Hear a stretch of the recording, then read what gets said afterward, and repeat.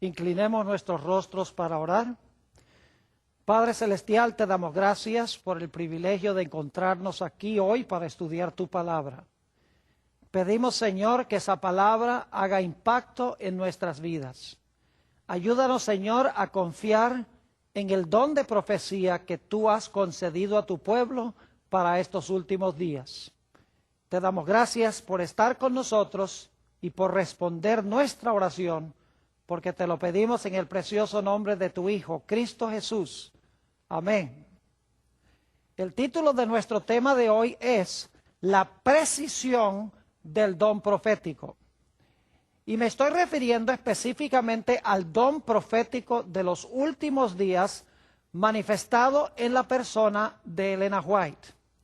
Hay ciertas declaraciones que hace Elena G. White que cuando uno las mira, al principio pareciera que no estuvieran en la Biblia. Muchas veces cuando he leído los escritos de Elena White, me he preguntado, bueno, ¿y a dónde se encuentra en la Biblia este asunto que menciona ella? Hay otras ocasiones donde yo he llegado a cierta conclusión al estudiar la Sagrada Escritura, pero al leer el Espíritu de Profecía, descubro que mi concepto no era exactamente correcto y por lo tanto he tenido que ajustar un poco mi punto de vista al estudiar un poco más estos asuntos. Es decir, que uno de los grandes valores del Espíritu de Profecía es el de darnos ideas para buscar en el texto bíblico lo que no aparece en la superficie. Y también el Espíritu de Profecía es de gran valor para corregir y para afinar algunos de los puntos de vista a los cuales hemos llegado en nuestro estudio de la Sagrada Escritura. Y en nuestro tema de hoy quiero darles varios ejemplos del Espíritu de Profecía donde ella hace declaraciones que a primera vista no parecen estar en la Biblia, pero que al examinar más cuidadosamente su comentario a la luz de la Biblia, se encuentra claramente que la Sagrada Escritura tiene ese concepto. Quiero empezar con una cita que encontramos en el libro Patriarcas y Profetas, la página 36. Aquí Elena White está hablando de la forma en que se encontraba la serpiente en el huerto del Edén antes del pecado. Es muy interesante la descripción que da ella allí de la serpiente. Leo de Patriarcas y Profetas, página 36. La serpiente era en aquel entonces uno de los seres más inteligentes y bellos de la tierra. Recuerdan que Jesús dijo que debíamos ser sabios como serpientes. Ese aspecto como que no nos sorprende porque Jesús lo mencionó. Noten cómo sigue diciendo el Espíritu de Profecía. Hablando de la serpiente dice, tenía alas y cuando volaba presentaba una apariencia deslumbradora con el color y el brillo del oro bruñido. Especialmente nos fijamos que en esta cita Elena G. White nos explica que la serpiente tenía alas. Ahora alguien se preguntará, ¿y a dónde dice la Biblia que la serpiente tenía alas? A primera vista, Elena G. White está diciendo algo aquí que no es tan descabellado, pero que aparentemente no está en la Sagrada Escritura. Pero yo quiero decirles que sí está en la Sagrada Escritura. Permítanme compartir con ustedes 3 avenidas para saber que lo que dice Elena White tiene precisión. En primer lugar, en Isaías 14 y el versículo 29 se mencionan serpientes con alas. Note lo que dice Isaías 14 y el versículo 29. No te alegres tú, Filistea toda, por haberse quebrado la vara que te hería, del que te hería, porque de la raíz de la culebra saldrá áspid, y su fruto serpiente voladora. Noten que en este texto se menciona una serpiente voladora. No solamente tenemos este texto de Isaías 14:29, sino que la arqueología, que es la ciencia de excavar las civilizaciones antiguas, ha descubierto muchas obras de arte antiguas donde se pintan serpientes con alas. Por ejemplo, en Egipto, en las pirámides, se han hallado ilustraciones dentro de las pirámides con serpientes que se pintan con alas. Obviamente los antiguos tenían el concepto de que la serpiente originalmente tenía alas. Además de eso, en Génesis, el capítulo 3, tenemos un detalle muy interesante. Génesis, el capítulo 3, y quiero leer el versículo 14. Aquí la serpiente, Satanás la ha usado para tentar a Eva. Y quiero que noten la maldición que Dios pronuncia en contra de la serpiente. Dice allí, en Génesis 3:14, y Jehová Dios dijo a la serpiente, por cuanto esto hiciste, maldita serás entre todas las bestias y entre todos los animales del campo. Sobre tu pecho andarás y polvo comerás todos los días de tu vida. Noten la maldición de la serpiente. Dios le dice a la serpiente, te vas a arrastrar sobre tu pecho y vas a comer polvo.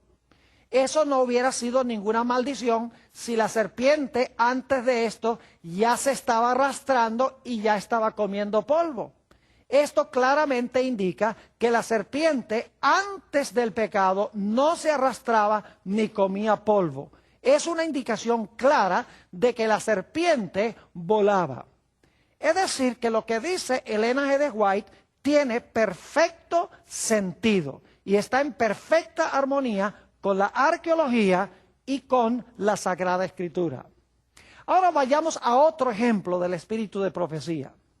Elena White dice que cuando Adán y Eva estaban en el huerto del Edén, que Dios les advirtió que había caído del cielo un ángel excelso llamado Lucifer, que se había rebelado contra Dios en el cielo y que ese ser iba a venir al huerto del Edén para tratar de convencerlos de que pecaran contra Dios y que se cuidaran de él y que no se expusieran a su poder.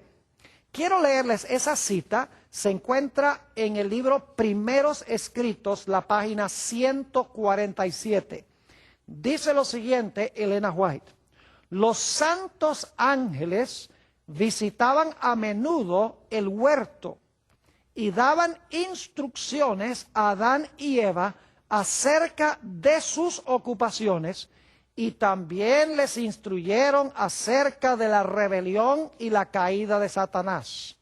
Los ángeles los pusieron en guardia con respecto a Satanás y les aconsejaron que no se separasen el uno del otro en sus ocupaciones, porque podían encontrarse con el enemigo caído.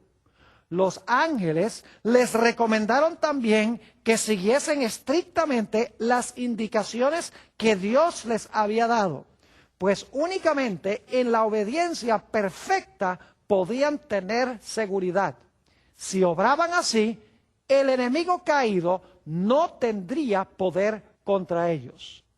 Ahora, fíjense qué interesante que Elena G. de White dice que Dios le había advertido a Adán y Eva que un ángel poderoso había caído del cielo y ese ángel iba a venir al huerto para procurar tentarlos a que pecaran contra Dios.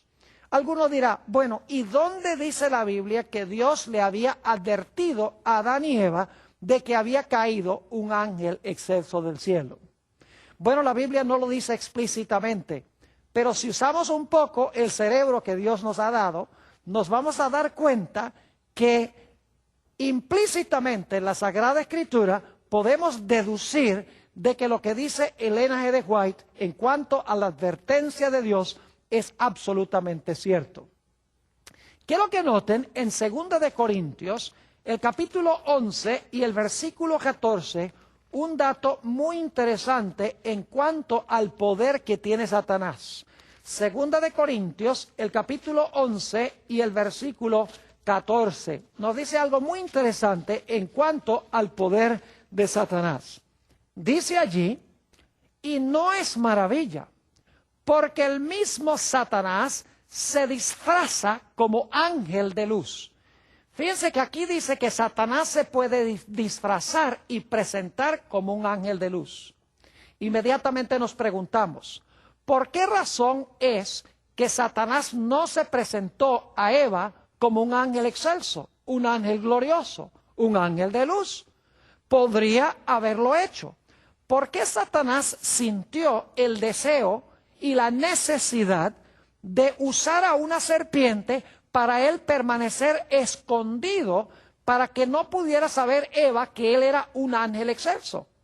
Él podría haberse presentado delante de Eva como un ángel glorioso y haber dicho, Eva, Dios me ha mandado del cielo para decirte que Él ha cambiado de parecer y que ahora puedes comer del árbol. En ese caso, Eva hubiera dicho, ajá, tú eres el ángel. Dios nos dijo que un ángel excelso había caído del cielo y tú eres un ángel y nos estás diciendo que comamos del árbol. Así que no vamos a comer. Es decir, que Eva estaba esperando un ángel que viniera a tentarla.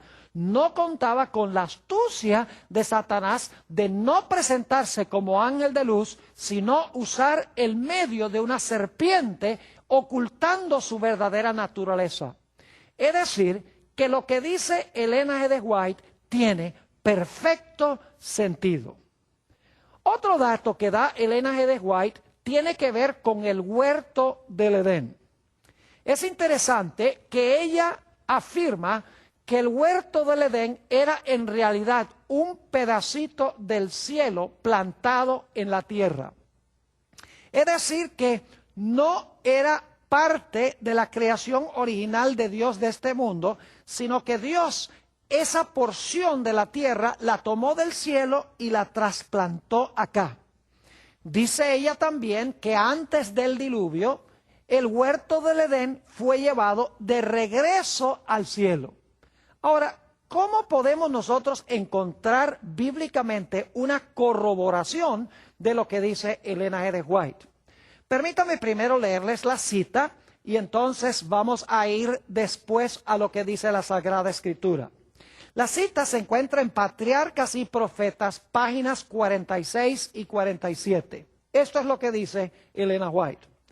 El huerto del Edén permaneció en la tierra mucho tiempo después que el hombre fuera expulsado de sus agradables senderos. Y ustedes recuerdan que Dios puso querubines a la entrada del Edén para que no pudiesen ellos entrar al huerto. Es decir, el huerto era una sección especial. Note lo que dice nuevamente. El huerto del Edén permaneció en la tierra mucho tiempo después que el hombre fuera expulsado de sus agradables senderos. Durante mucho tiempo después se le permitió a la raza caída contemplar de lejos el hogar de la inocencia, cuya entrada estaba vedada por los vigilantes ángeles. Cuando la ola de iniquidad cubrió el mundo y la maldad de los hombres trajo su destrucción por medio del diluvio, la mano que había plantado el Edén lo quitó de la tierra.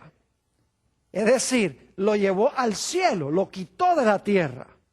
Pero, ahora escuchen, en la final restitución, cuando haya un cielo nuevo y una tierra nueva, ha de ser restaurado más gloriosamente embellecido que al principio. Ahora, hay varios aspectos muy importantes aquí que menciona ella. En primer lugar, ella dice que el huerto del Edén fue retirado de la tierra poco antes del diluvio. Y dice que el huerto del Edén va a ser restaurado otra vez al hombre en la tierra nueva. Y todos sabemos que la Biblia dice que la nueva Jerusalén va a descender del cielo a la tierra y allí va a estar el río de vida y va a estar el árbol de la vida que estuvieron en el huerto del Edén. Es decir, que el huerto del Edén fue llevado de la tierra al cielo antes del diluvio, y cuando Dios haga cielo nuevo y tierra nueva, otra vez va a colocar el huerto del Edén aquí en la tierra. Pero alguno dirá, ¿cómo es que Elena White puede tener razón en decir que el huerto del Edén existía antes de que este mundo fuera creado y que era un pedazo del cielo que Dios colocó en la tierra cuando creó este mundo? Bueno, la Biblia corrobora ese punto de vista. Note lo que dice en el libro de Ezequiel, el capítulo 28 y el versículo 13 y 14. Ezequiel, el capítulo 28 y el versículo 13 y el versículo 14. Aquí está hablando de ese ángel excelso, conocido como Lucifer, que era un querubín cubridor. Y quiero que noten que antes de que Lucifer pecara, estaba en el huerto del Edén en el cielo. Es decir, el huerto estaba en el cielo antes de que este mundo fuera creado y antes que Adán y Eva pecaran. Dice allí en Ezequiel 28 y el versículo 14, hablando de este personaje, de este ángel excelso: tú, querubín grande, protector, yo te puse en el santo monte de Dios, allí estuviste, en medio de las piedras de fuego has andado. Perfecto eras en todos tus caminos, desde el día que fuiste creado hasta que se halló en ti maldad. Ahí está hablando de este ángel excelso. Ahora quiero que noten el versículo 13, donde se habla de este personaje antes de que pecara. Dice en el versículo 13, en Edén, en el huerto de Dios estuviste. Fíjense, en Edén, en el huerto de Dios estuviste. Y esto es antes de que pecara. Dice, de toda piedra preciosa era tu vestidura, de cornerina, topacio, jaspe, crisólito, berilo y ónice, de zafiro, carbunclo, esmeralda y oro. Los primores de tus tamboriles y flautas estuvieron preparados para ti en el día de tu creación. Noten claramente aquí que se nos dice que este personaje, cuando fue creado, estuvo en el Edén, el huerto de Dios. Claramente, entonces, el huerto de Dios, el Edén, existió cuando fue creado Lucifer, antes de ser creado este mundo. Pero sabemos que el Edén fue transportado a este mundo porque Adán y Eva estaban en el huerto del Edén. Elena White dice que fue retirado poco antes del diluvio. Y la Biblia dice en Apocalipsis 21 y 22 que el Edén será restaurado otra vez a la tierra. Así que lo que dice Elena G. White no es descabellado en ningún sentido de la palabra. Elena G. White dijo algo que cuando uno examina la Biblia cuidadosamente se da cuenta que ella está perfectamente en armonía con la santa palabra de Dios. Otra declaración que hace Elena G. White, que parece ser muy audaz y muy atrevida, porque ella en realidad dijo esto alrededor del año 1888, cuando los Estados Unidos no quería tener ninguna relación con la Iglesia Romana, con el Vaticano, porque el Papa Pío en esa época proclamó el dogma de la Inmaculada Concepción. Además de eso, escribió el sílabo de errores, y los Estados Unidos inclusive rompieron relaciones diplomáticas con el Vaticano en el año 1867. Parecía que no iba a haber nunca relaciones buenas entre los protestantes y los católicos. Pero en ese contexto negativo, donde los protestantes y los católicos estaban separados y los protestantes no querían nada que ver con la Iglesia Romana, Elena G. White escribió una profecía muy interesante. En el Conflicto de los Siglos, la página 498, dice ella lo siguiente: cuando las iglesias principales de los Estados Unidos, uniéndose en puntos comunes de doctrina, influyan sobre el Estado para que imponga los decretos y las instituciones de ellas, entonces la América protestante habrá formado una imagen de la jerarquía romana y la inflicción de penas civiles contra los disidentes vendrá de por sí sola. Noten que aquí dice que la América protestante iba a ser una imagen de la jerarquía romana, uniendo al Estado con la Iglesia.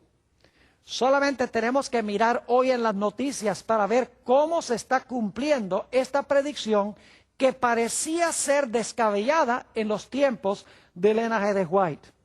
Por ejemplo, podríamos mencionar el documento Evangélicos y Católicos Unidos, un documento que firmaron grandes líderes de diversas iglesias protestantes junto con líderes católicos, diciendo que debemos unir nuestras fuerzas para evangelizar al mundo.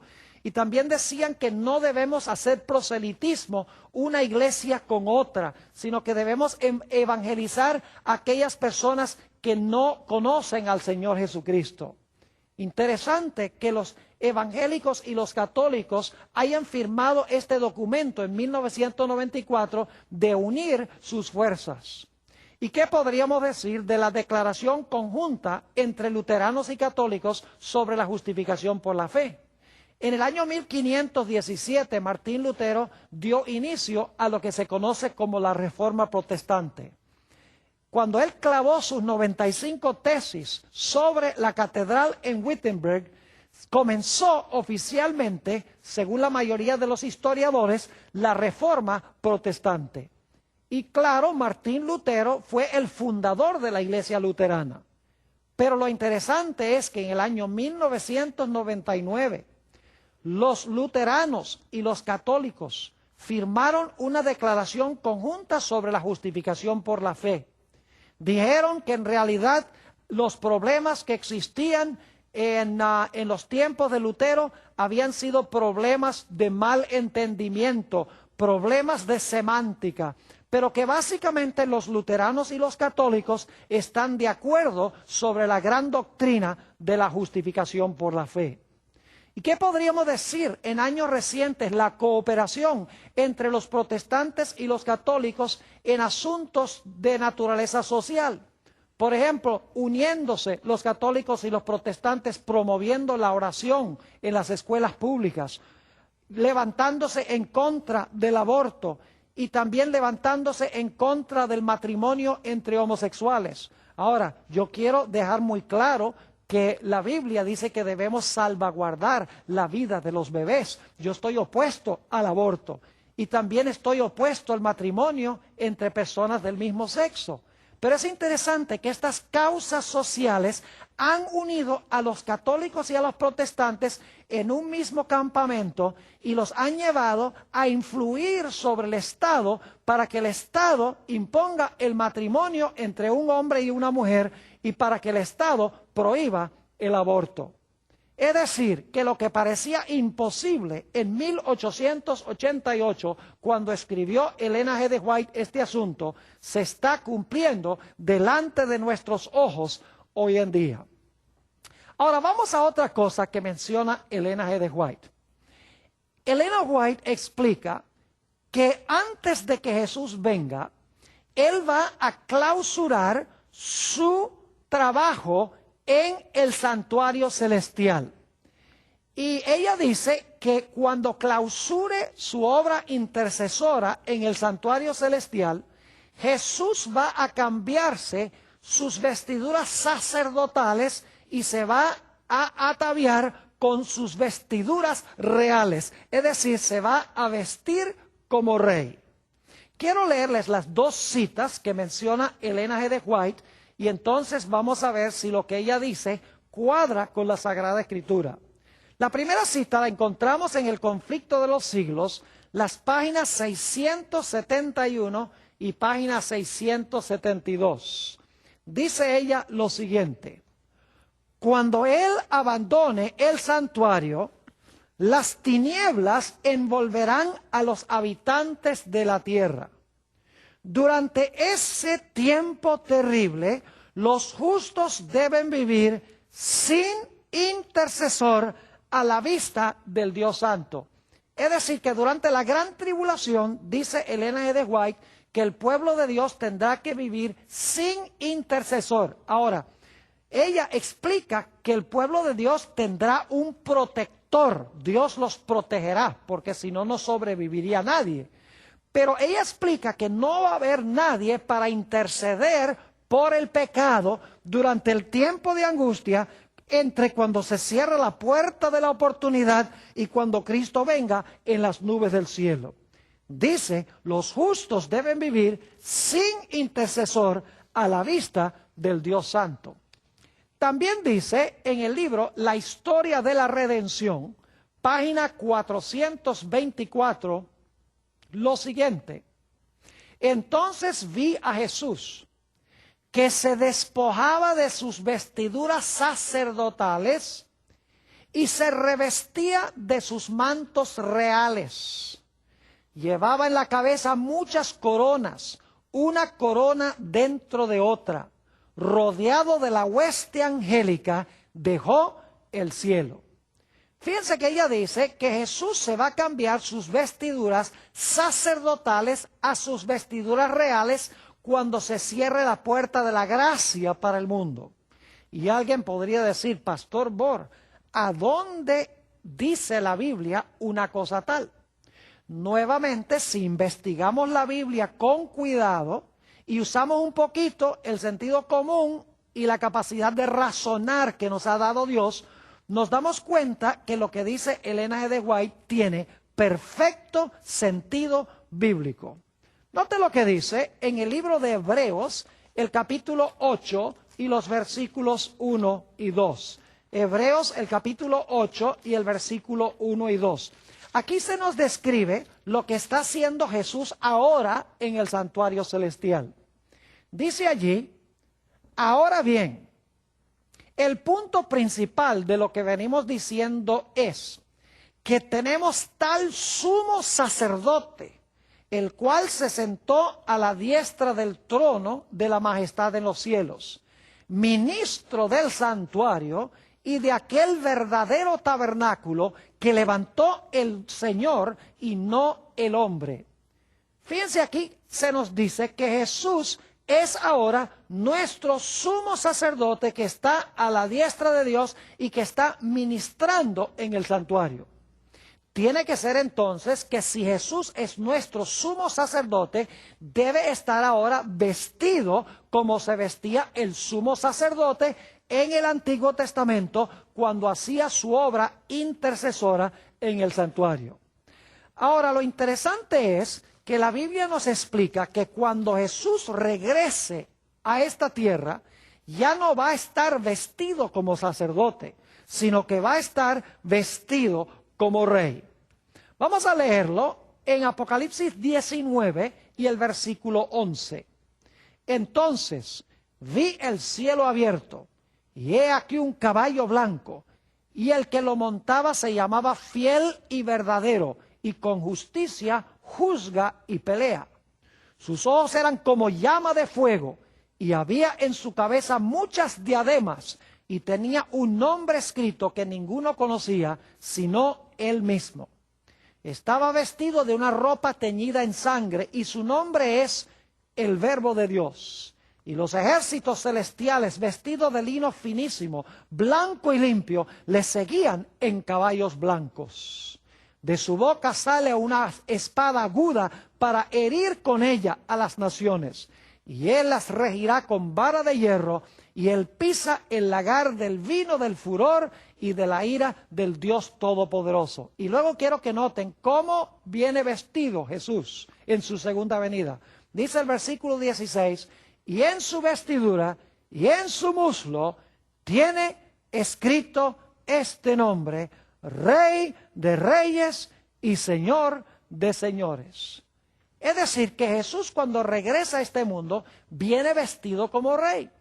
Ahora, no necesitamos ser demasiado inteligentes para saber que si Jesús ahora está vestido como sumo sacerdote en su obra intercesora, pero cuando regrese a este mundo, regresa vestido como Rey de Reyes y Señor de Señores, en algún momento, antes de su regreso, tiene que haberse cambiado sus vestiduras de vestiduras sacerdotales a sus vestiduras reales. Así que lo que dice Elena G. de White tiene perfecto sentido. Ahora quiero que notemos otro caso que menciona el espíritu de profecía, y este es particularmente interesante, porque sería muy fácil malinterpretar el librito del cual vamos a leer ahora y decir que este librito es todo el libro de Daniel. Elena White no cometió ese error de decir que el librito es todo el libro de Daniel. Ella dijo, es una parte del libro de Daniel.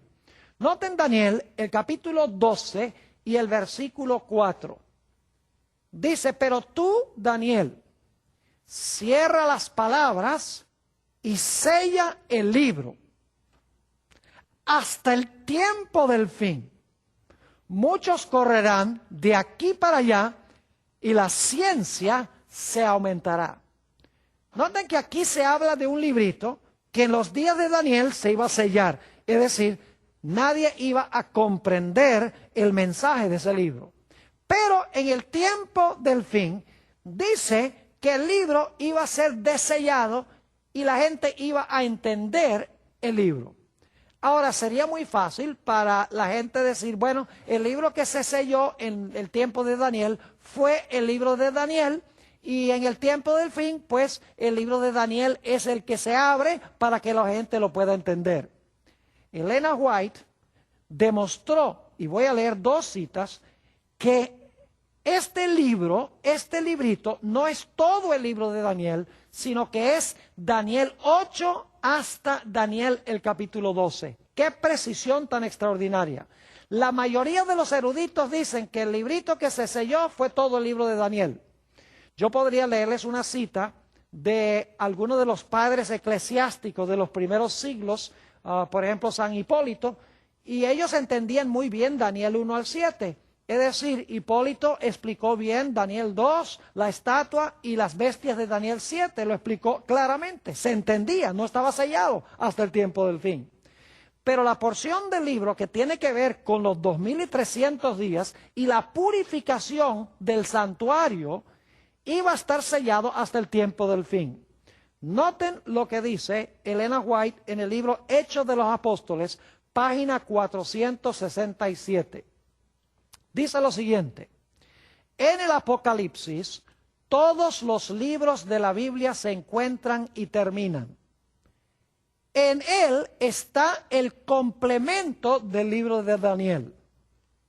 Uno es una profecía, es decir, Daniel, el otro una revelación.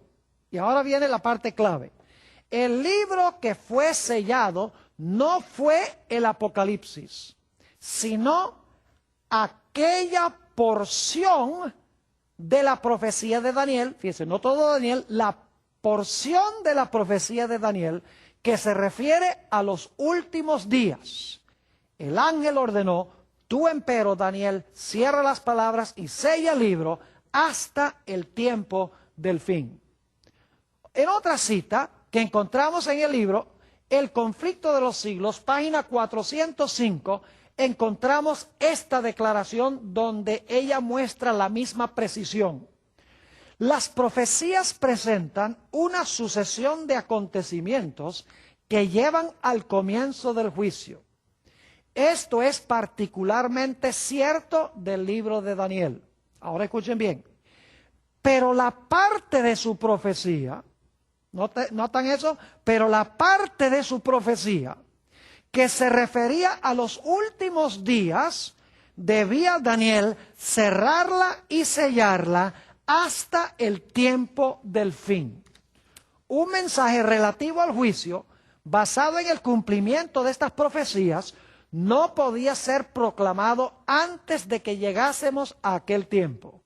Pero al tiempo del fin, dice el profeta, muchos correrán de aquí para allá y la ciencia será aumentada.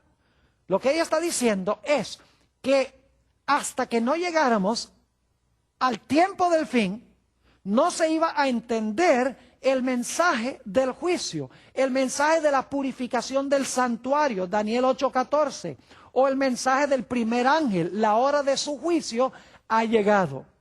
Es decir, que Elena G. White no cometió el error de decir que el librito es todo el libro de Daniel.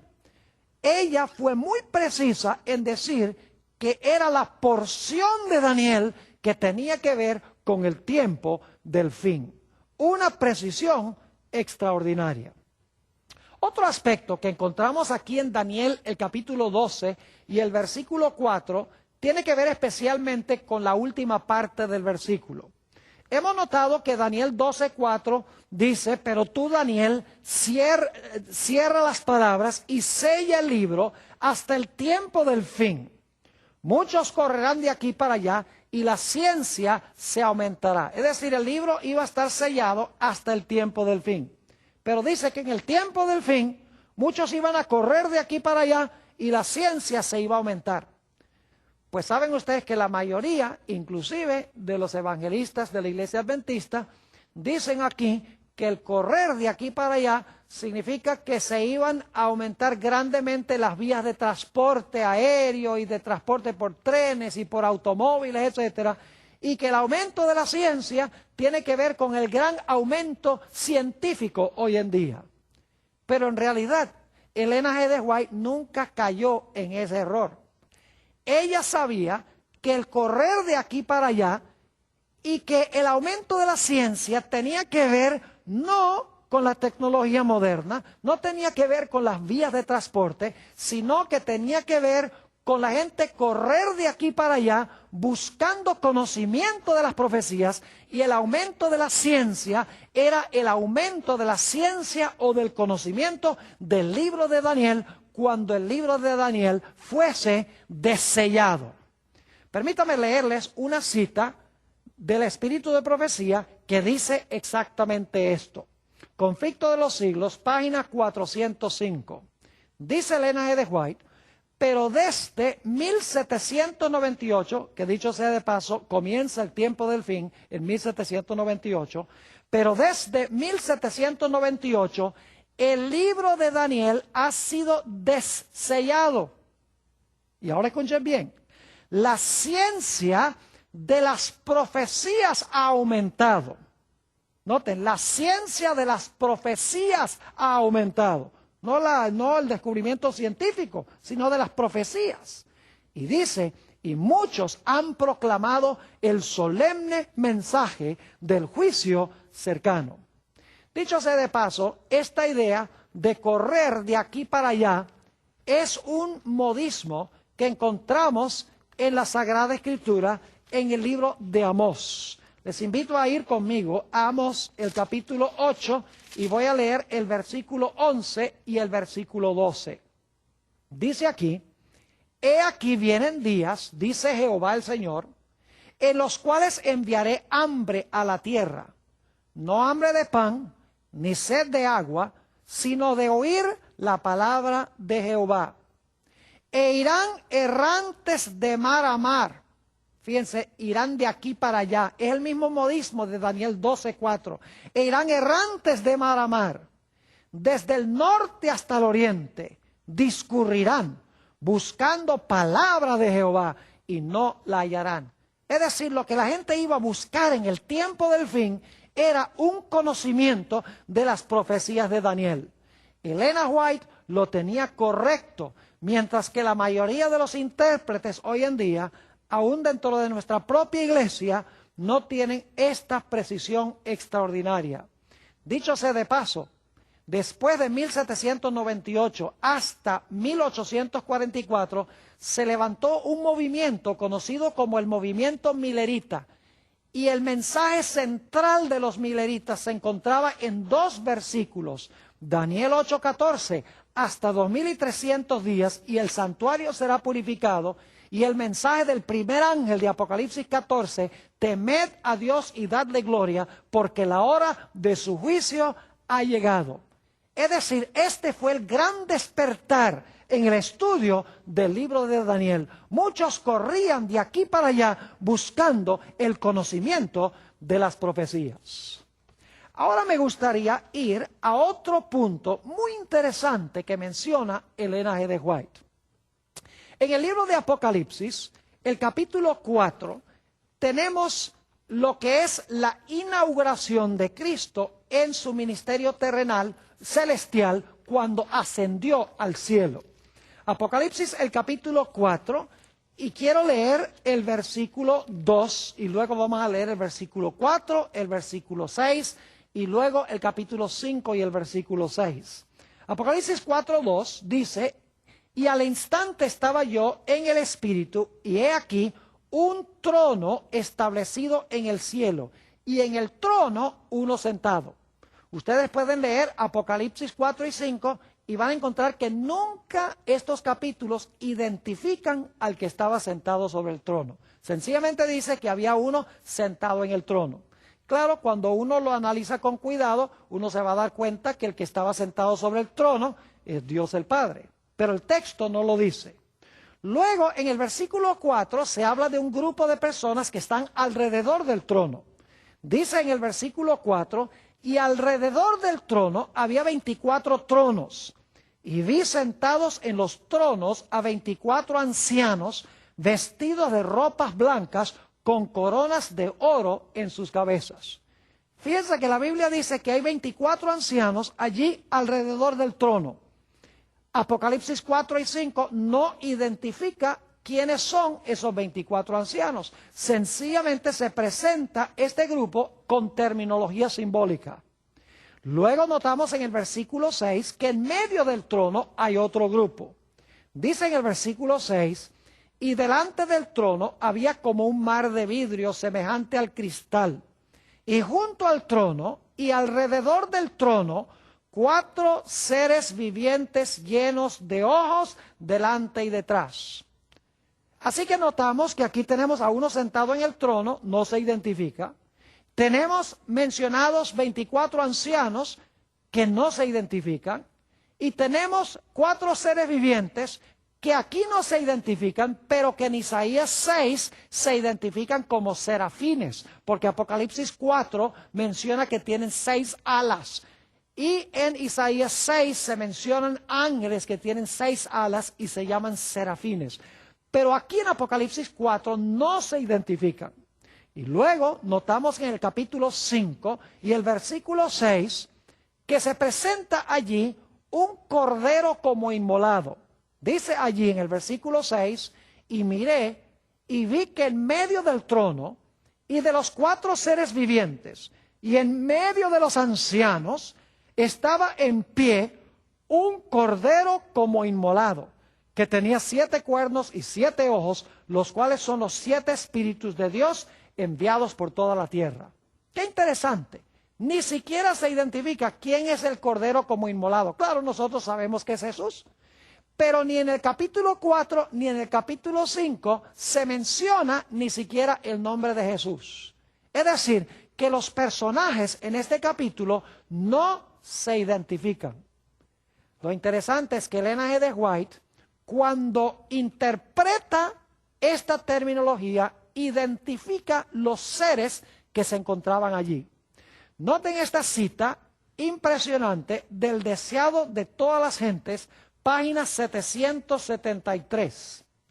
Dice ella, allí está el trono y en derredor el arco iris de la promesa. Fíjense entonces que ahí está el trono. Luego dice, allí están los querubines y los serafines. Esos son los 4 seres vivientes. Pueden leer Ezequiel 1 y Ezequiel 10, Isaías el capítulo 6, van a darse cuenta que son querubines y serafines los 4 seres vivientes. Es decir, allí están los querubines y los serafines. Ya no usa terminología simbólica, ya no los llama 4 seres vivientes, sino que claramente dice querubines y serafines. Luego identifica a los 24 ancianos. Dice los comandantes de las huestes angélicas, los hijos de Dios, los representantes de los mundos que nunca cayeron, están congregados. Ella identifica a los 24 ancianos como los representantes de los mundos que nunca pecaron. Es decir, Dios tiene un concilio celestial Y en ese concilio celestial, todos los mundos del universo tienen un representante.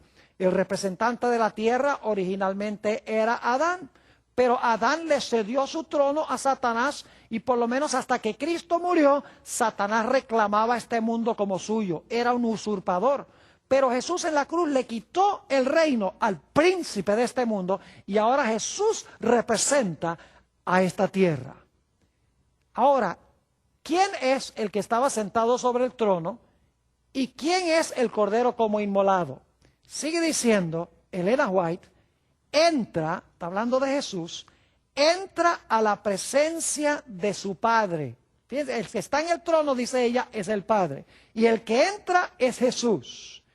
Luego, noten que dice la Biblia que se presentó como cordero inmolado. Fíjense cómo Elena White interpreta esto y lo presenta en lenguaje que no es simbólico.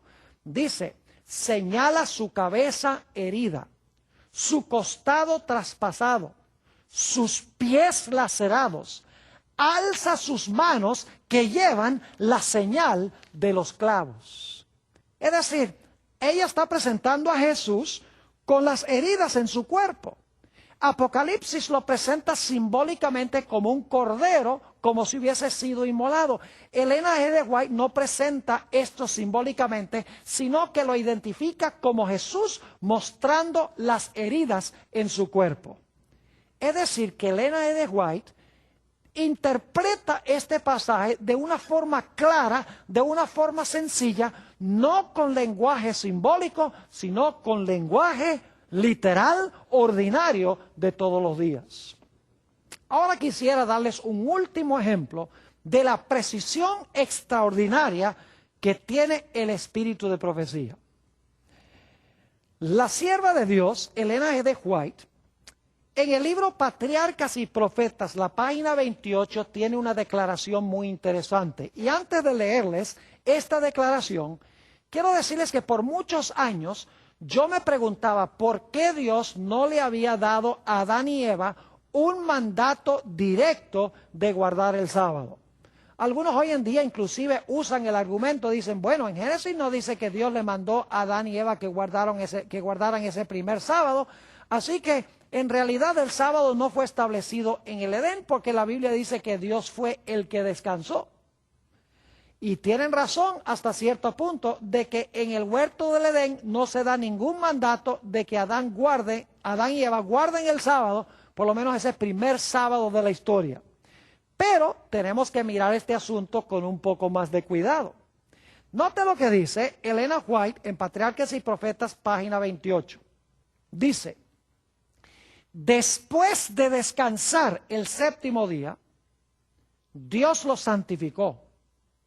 Es decir, lo escogió y apartó como día de descanso para el hombre. ¿Captaron eso? Dice, después de descansar el séptimo día, Dios lo santificó. Es decir, lo escogió y apartó como día de descanso para el hombre. Ahora, claramente en esta cita, Elena G. White está diciendo que el sábado no fue santo, sino que hasta que ese primer sábado terminó. Es decir, cuando el día terminó, Dios lo santificó, Dios lo hizo santo. En otra declaración que encontramos en El Deseado de Todas las Gentes, página 248, Elena White corrobora este punto que acabamos de leer de Patriarcas y Profetas. Dice lo siguiente, por haber reposado en el sábado, bendijo Dios el día séptimo y santificólo. Es decir, que lo puso aparte para un uso santo. Nuevamente fíjense, por haber reposado en el sábado, bendijo Dios el día séptimo y lo santificó, es decir, que lo puso aparte para un uso santo. Noten que Dios no santificó el sábado, sino hasta cuando el sábado terminó. Es decir, que lo que hizo que el sábado fuera santo fue el reposo de Dios cada instante de ese día sábado. Porque lo que hace que algo sea santo es la presencia de Dios allí. Y Dios tenía que guardar ese primer sábado para que todo el sábado tuviera su presencia, para que todo ese sábado fuese santo. Y cuando terminó el último segundo del sábado, ya Dios estaba presente en el día completo del sábado. Y entonces Dios le entregó el sábado al hombre, porque sigue diciendo esa cita, lo dio a Adán como día de descanso. Era un monumento recordativo de la obra de la creación y así una señal del poder de Dios y de su amor. Ahora quiero explicarles por qué Dios no le mandó a Adán y Eva que guardaran ese primer sábado. Y yo me imagino que muchos ya habrán captado la razón. ¿Cómo podía Dios decirle a Adán y Eva, guarden este sábado como santo, si el sábado todavía no era santo? El sábado lo hizo santo Dios cuando el día terminó. Así que Dios no podría haberle dicho a Adán y Eva cuando comenzaba el séptimo día, guarden este día porque este día es santo. El día todavía no era santo. Llega a ser santo cuando el sábado termina, en otras palabras. Ahora es interesante que Elena G. de White captó este punto de una forma tan precisa. Durante toda mi vida yo había pensado que el sábado había sido santificado cuando el sábado comenzó. Es decir, cuando estaba el séptimo día comenzando, Dios dice, ahora este día va a ser santo, Adán y Eva guárdenlo. Pero no es así. Hemos visto de estas citas de Elena G. de White que el sábado pasó, Dios reposó, lo hizo santo por su presencia en el día. Cuando el día terminó, lo hizo santo y entonces se lo entregó al hombre.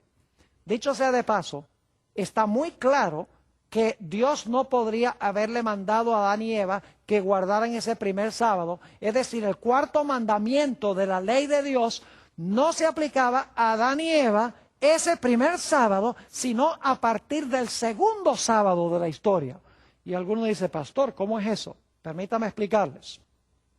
El cuarto mandamiento dice, 6 días trabajarás y harás toda tu obra, mas el séptimo día es sábado de Jehová tu Dios. Es decir, nosotros debemos trabajar 6 para reposar el séptimo. Y luego el cuarto mandamiento dice, ¿por qué debemos hacer eso? Dice, porque Dios originalmente trabajó 6 y cuando trabajó 6, reposó el séptimo. Es decir, que lo que sucede en la creación dice que Dios trabajó 6 días y luego reposó el séptimo día y ahora le dice al hombre, tú ahora vas a trabajar 6, como me viste a mí trabajar 6, y vas a reposar el séptimo día. Ahora, Dios no podría haberle dicho a Adán y Eva que guardaran ese primer sábado porque Adán y Eva no habían trabajado 6. Dios había trabajado 6 y por lo tanto Dios podía reposar el séptimo. Pero Adán y Eva no habían trabajado 6 días y por lo tanto ese primer sábado no lo podían ellos guardar como cumplimiento del mandato de Dios en el cuarto mandamiento.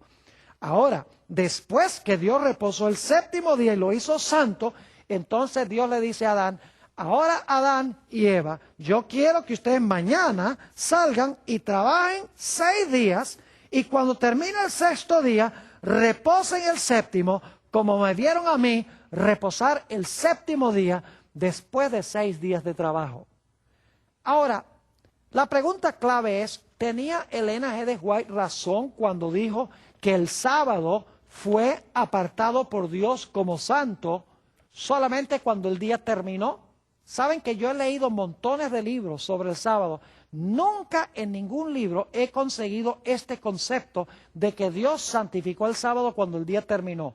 Todos dicen que Dios santificó el sábado cuando el día comenzó. Elena G. de White es la única que yo conozco que tiene esto correcto. Y alguno dirá, sí, pero ¿dónde está eso en la Biblia? Bueno, quiero ir a Génesis 2 y el versículo 2 y el versículo 3 y se van a dar cuenta que esto está en la Biblia. Dice, y acabó Dios en el día séptimo la obra que hizo. Y reposó en el día séptimo de toda la obra que hizo. Y ahora escuchen. Y bendijo Dios al día séptimo y lo santificó. ¿Por qué Dios bendijo y santificó el sábado? Dice, y bendijo Dios el día séptimo y lo santificó, porque en él reposó de toda la obra que había hecho en la creación. Fíjense que Dios lo bendijo y lo santificó porque en el día Dios había reposado. Es decir, reposó y luego lo bendijo y lo santificó. Encontramos la misma idea en el libro de Éxodo. Será nuestro último texto, Éxodo, el capítulo 20 y empezando en el versículo 8. Acuérdate del día del reposo para santificarlo. 6 días trabajarás y harás toda tu obra, mas el séptimo día es reposo para Jehová tu Dios. No hagas en él obra alguna, ni tú, ni tu hijo, ni tu hija, ni tu siervo, ni tu criada, ni tu bestia, ni tu extranjero que está dentro de tus puertas. Y ahora noten por qué Dios dice al hombre, trabaja 6 y reposa el séptimo. Es porque Dios lo hizo primero. Noten el versículo 11. Porque en 6 días hizo Jehová los cielos y la tierra, el mar y todas las cosas que en ellos hay. Y ahora escuchen bien. Y reposó en el séptimo día. ¿Qué hizo Dios? Dice, reposó en el séptimo día. Y ahora escuchen bien. Por tanto, es decir, por eso, porque reposó el séptimo día, por eso o por tanto, Jehová bendijo el día de reposo y lo santificó. Claramente el cuarto mandamiento nos dice que Dios santificó el sábado cuando el día terminó, porque Él tenía que estar presente en cada segundo del sábado por medio de su reposo. Y cuando entonces Dios había reposado todo el día, ahora lo entrega a Adán. Le dice, ahora tú mañana trabajas 6 y reposa el séptimo como me viste hacer a mí. Así que mis queridos amigos, estos son algunos ejemplos extraordinarios del espíritu de profecía que demuestran perfecta armonía con la palabra de Dios.